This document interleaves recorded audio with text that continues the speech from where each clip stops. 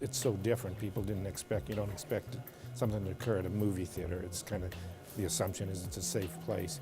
And just what we call too much, too ugly, you know, just the suffering and the things people are going through, the extended kind of having to deal with notification of family members. And, you know, just gets what we call overloaded for the officers or the responders.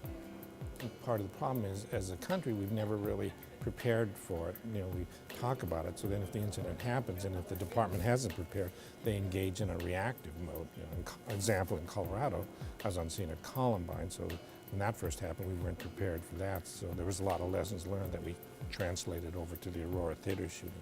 I think more and more law enforcement agencies are realizing the mental health and the resiliency component is necessary in a mass casualty, and so they're starting to become aware of it. But some of them are in the early phases of what do we do and how do we go, where do we go for it.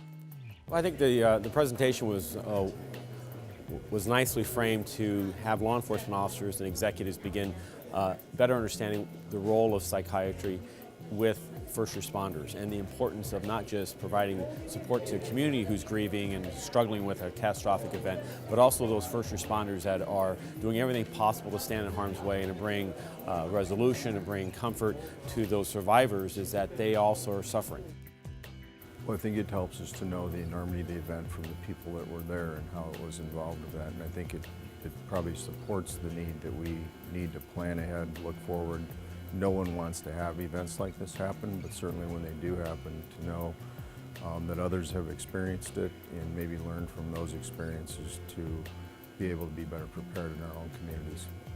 We can't live in denial that this won't happen here, so you got to accept the possibility that this can occur, number one, and number two, let's set up a protocol for it, for responding.